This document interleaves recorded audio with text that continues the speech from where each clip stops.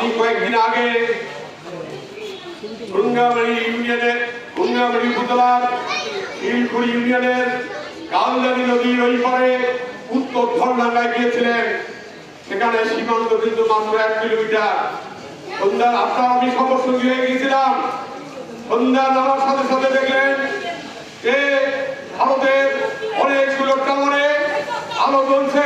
আপনি আমাকে বলছেন কিসের আলো? আমি বলেছিলাম এগুলো হচ্ছে ভারতের বিএসএফ এর সেই টাওয়ার গুলো। তাহলে বুঝতে পারছেন আপনি যেখানে গিয়েছেন সেখান থেকে ভারত সীমান্ত মাত্র 1 কিলোমিটার। আর নদী ভাঙতে ভাঙতে এখন আমরা সর্বসুন্দর দিকে সেই শিলকুড়ি কেন্দ্র ধরবে না। এবং আপনি জানেন ওই নদী আপনি যাওয়ার পর কিছুটা কাজ হচ্ছে, কিন্তু আপনি যেখানে যাবেন সেখানে কাজ হবে, আর যেখানে যাবেন না সেখানে কাজ হবে না। এইটা মানতে আমরা পারবো না। এই কারণে আমাদের দাবি, কুড়িগ্রাম জেলায় 12টি নদ নদী রয়েছে, 850 বর্গ কিলোমিটার চর রয়েছে, 5.5 লক্ষ মানুষ বাস করে এবং 450 উপরে চর রয়েছে এবং বসবাসযোগ্য চরের সংখ্যা 200-250 উপরে। এই চরবাসী আপনি নিজেরা দেখেছেন কত অসহায়, কত কষ্টে আছে।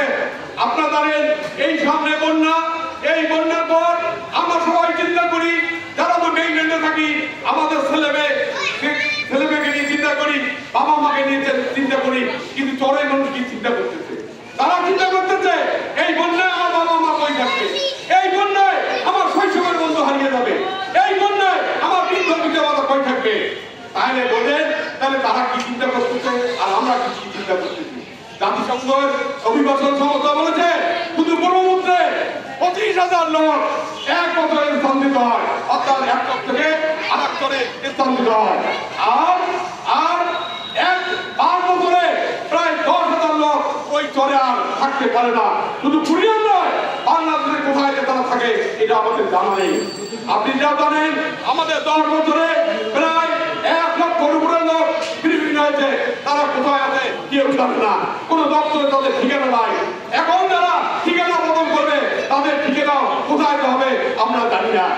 এই কারণে আমরা যেটা চাচ্ছি, আপনাকে আমরা বলতে চাই নদী ভাঙনের কারণে নেদারল্যান্ডে যদি যদি মানুষের অটোপিটার জন্য ক্ষতিপূরণ দেওয়া হয়, নদী ভাঙনের জমি হিরোইনদের এবং জমিদার হয় তাদের যদি ক্ষতিপূরণ দেওয়া হয়, কেন আমরা বাংলাদেশের কুড়িগ্রামের মানুষ পাবো না?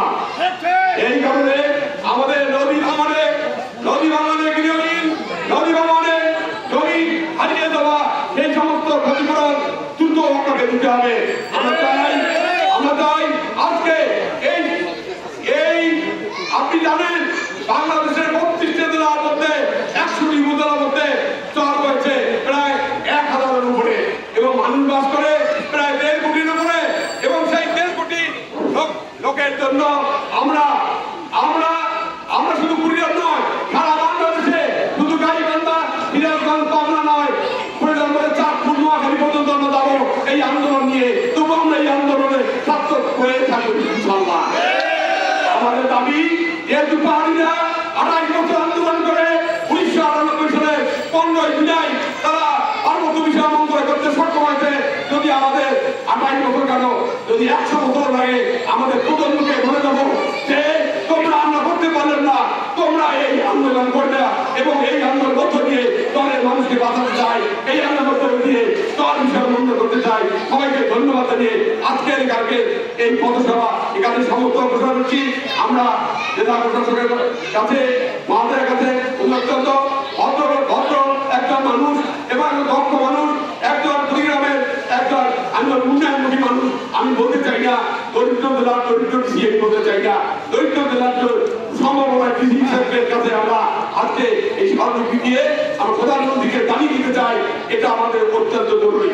তা না হলে দুর্বার আন্দোলনের মধ্য দিয়ে হলেও আমাদের এটা করতেই হবে। তা আমরা ধন্যবাদ, ভালো থাকবেন।